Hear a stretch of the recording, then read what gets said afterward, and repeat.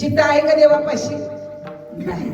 जीवाला मोक्ष मिळायला पाहिजे, सुखाचं सुख म्हणजे काय ते कळायला पाहिजे. तुमचे आपले अष्टसाती भाव होतात.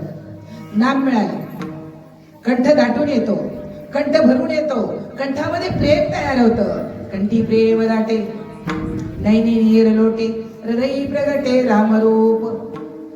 मग राम नामे उपजी आवडी, सुख घडो घडी. आतल्या सुखाचं वर्णन आहे बरं का हे, बाहेरच्या सुखाचं नाही. सुखाचं सुख कशाने मिळालं साधू संतांना?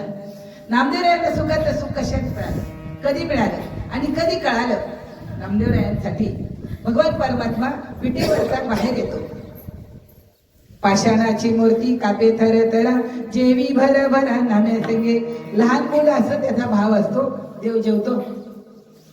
नामदेवाच्या हातामध्ये वरण भात पोळी भाजीची ताटली आहे झाकलेली, हातामध्ये चांदीचा पाण्याचा गडू आहे. देवा नैवेद्यम समर्पयामि जेवा. त्याला कुठे माहिती आहे देव जेवत नाही. देवा जेवा, देवा जेवा. नाही अमंगळ नाही हा उंगळ, केली मी आंघोळ चंद्रभागे. डोकं आपटायला लागले नामदेवराय. देव घाबरला, भक्ताला देव घाबरला.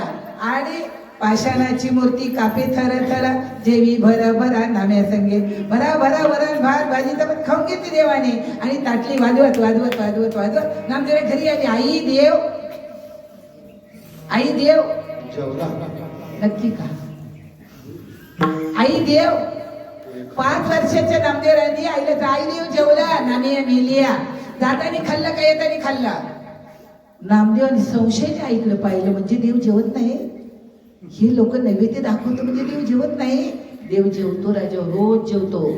तुम्हाला कळालं ना देवाचा आणि माझा आत्मा एक आहे. जेव्हा तुम्ही दुधाची वाटी त्याच्या तोंडाला लावतात तुमचा आत्मा ढेकर देतो. देव जेवतो, 100% देव जेवतो. आपल्याला जेवतो ते पचवतो कोण? नामदेवाने संशयाने ऐकले पाहिलं. नामे जाताना खाल्लं का येताना खाल्लं, मारीन तुला.